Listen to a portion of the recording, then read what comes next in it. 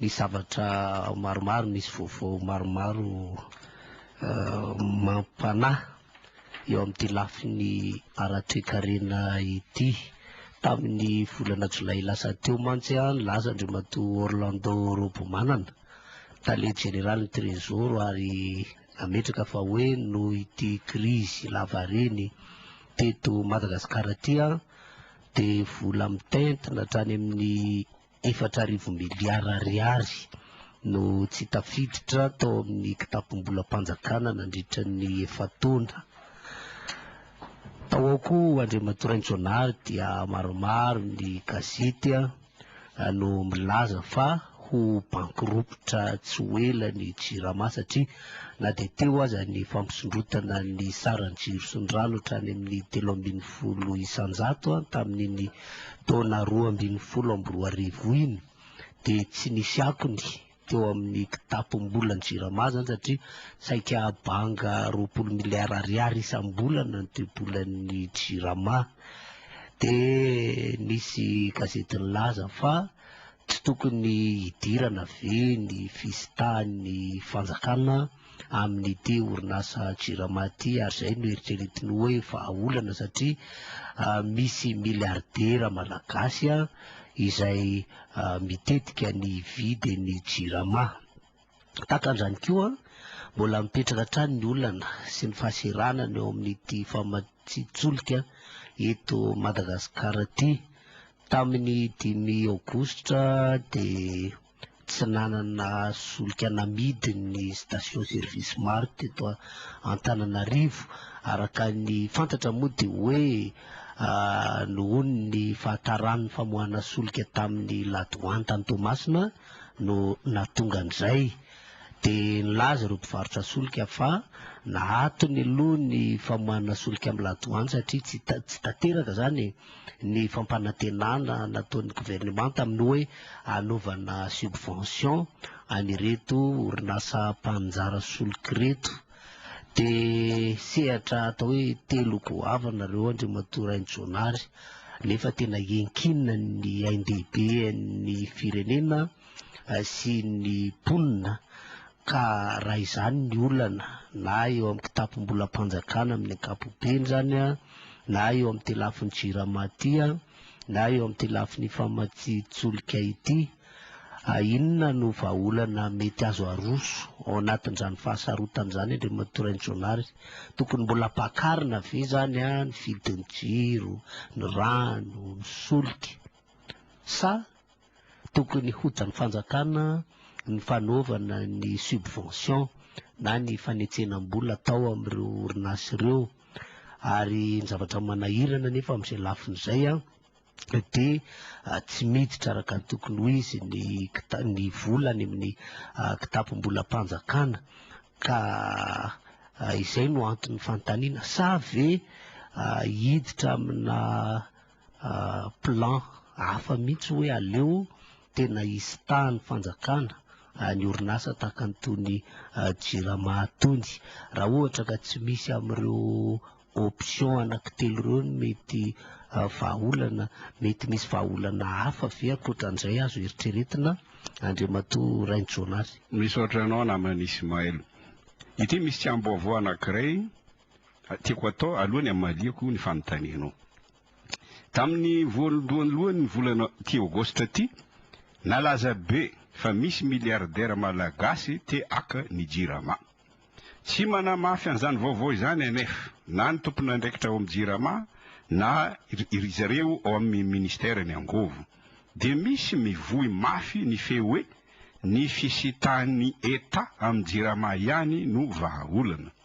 Ho an'ny mpahay toe-karena Hugues Radjonson, tokony tazomin'ny ETA ihany ny famokarana zavatra stratégique toy ny jiro sy rano satria ho sahirana ho izy ny tokantrano sy ny indostria raha lasany tsy miankina ny JIRAMA. Tsy vahaolana mihitsy ho izy ny fisitahan'ny fanjakana amin'ny JIRAMA ka fanampiana ara-bola, zany hoe subvention no tokony ataon'ny fanjakana.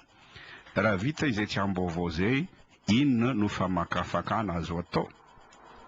Solika, jiro, rano resaka angovo daholo izany. Amin'izao taonjato ankehitriny izao, very ny firenena tsy mahafehy ny politika ny angovo toy Madagasikara ankehitriny. Soa ihany fa misy ny vahaolana, ary vahaolana toy ny tery omby ririnina, sady tsy ahafaty antoka ny jirama no tsy hamono ny mpanjifa. Vahaolana ampidina ny vidin'ny jiro, ny vidin'ny rano, ny vidin'ny solika. Tsoroka dia ny eto am-boalohany anefa, fa sady tsy mahay no tsy mahasaky mampiatra ny vahaolana, ny mpitondra sy ireo mpanao politika be vozo ireo. Satria zao ny antony. Azaveko eto matetika ty resaka angovo ity, kanefa toa rano atoraka gy. Nananazava an'izany aho 3 taona lasa izay, tamin'ny 10 Desambra, tamin'ny 7 amby 2000, tamin'ny 12 Marsa, tamin'ny taona 2020. Tsy ny tenako akory tompoko no inona, fa ny mpitondra sy ny mpanao politika miodikodina tsy mahita vahaolana no mampilentika an'ity firenena ity, satria mampiatra fotsiny ny baiko mahafaty omeny zika no ataony. De io jirama iaraha mahita fa toy ny voalavony dikain'ny piso, velona ihany fa velon-dratsy. Raha mbola ireo mpitondra be vozo ireo ihany no hitondra eto Madagasikara, ho bankiropotra ny jirama, ho bankiropotra ny aramady, ho bankiropotra i Madagasikara. Mpitondra vaovao no afaka ampiatra ny vahaolana omeko. Tsy vaovao satria fotsiny tsy mbola nitondra, fa vaovao masaky. To Ho Chi Minh filohan'ny Vietnam taloha, to Hugo Chavez filohan'ny Venezuela taloha, to Evo Morales filohan'ny Bolivia ankehitriny. Filoha fanorolahy afaka anorana an'ny Sisano sy Ramtane Lamamra, mercenaire alefan'ny JIC-M, mitonantonana toy ny Venanto Soumaré fosa, tonga eto Madagasikara tsy nisy ny kaiky, say magnariary banja eto Madagasikara, magnano tsio amin'ny firenena malagasy. Ho anao mpiaino, ataovy ampo ny vahaolana omeko anao androany, ka raha isy ihany ny fifidiana, fidio ny kandida fanorolahy, sahy ampiatra azy, fa aza mifidy mihitsy ireo kandida bolokom-bazaha be vozo mivarotra ny Madagasikara amin'ny vahiny. Diso hevitra ireo bolokom-bazaha milaza fa tsy afa-miala ny fianakaviam-be raisam-pirenena isika satria tsy manambola hono, tsy manam-pahaizana ampy hitrandrana ny arena misy eto Madagasikara. Ary ny arena lehibe indrindra dia ny olombelona. Araka ny teniny Andriamatoa Jean Baudin, philosophe français tamin'ny taonjato 512 manao hoe il n'est de richesse que d'homme. Tsy mahatsapa an'izany ny bolokom-bazaha. Satria ho azy ireo tsy arena ny olona, fa sandry fampiasa amin'ny IMO, amin'ny zone France sy atao boto any Liban. Alohany hanomezako ny vahaolana nefa misy zavatra roa tsy maintsy azavaiko. Andaniny ny zavatra ataon'ireo mpandraharaha malagasy, sim, zem, fivopama, ankilany ny fisitahany État amin'ny jirama. Nanao adalana ireo mpandraharaha malagasy, ny dongy tsy nandrotsaka ny etrany tao amin'ny kitapom-bola mpanjakana. Soa ihany fa efa tonga saina izy ireo izao ka niova hevitra. Adalana ho ihany nataony satria niara-niasa tamin'ny fianakaviam-be iraisam-pirenena izy ireo namotika ny État malagasy. Ny filoha Rajoelina sy ny politika ampiariny no tsy tiany, dia ny État malagasy indray no nokendainy, araka ny obolana turka manao hoe one does not burn a blanket to get rid of a flea.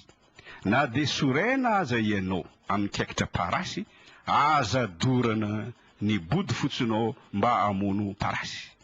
Ny filoha Rajoelina no nasainy vazaha nankahalainy, de i Madagasikara no saika no poteny ireto mpandraharaha ireto.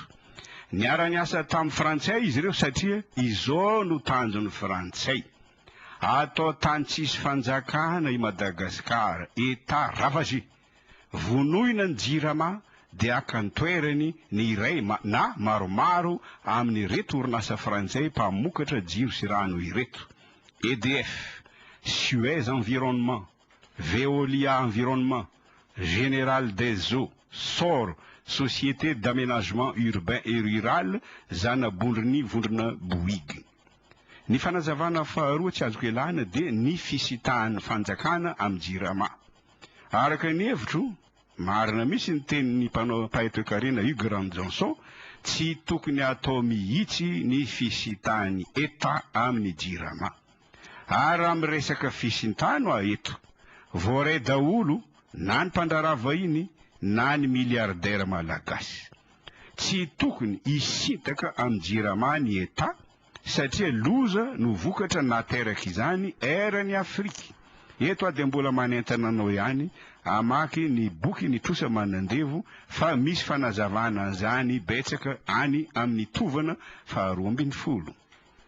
Atraiza erany Afrika sahirana ny vahoaka afrikanina noho ny fisintahana satria mitovy foana ny orinasa mpandray ary miretsi-kombakomba amin'ny mpitondra sy ny mpamatsy vola izy ireny: ABB, AES Sirocco, Hydroc, EDF, Suez, SOR, Vivendi, Escom, Petrosi, IPS, Ondeo, Union Fenosa sy ny sisa. Efa tonga eto Madagasikara ohatra ny Union Fenosa satria izy no mitantana ny centrale hydraulique 400 mégawatt ao Mandrosezy. Rehefa zany hiditra ny vahaolana amin'izay aho ka ny anomboako azy dia ny fanaovana fisintahana.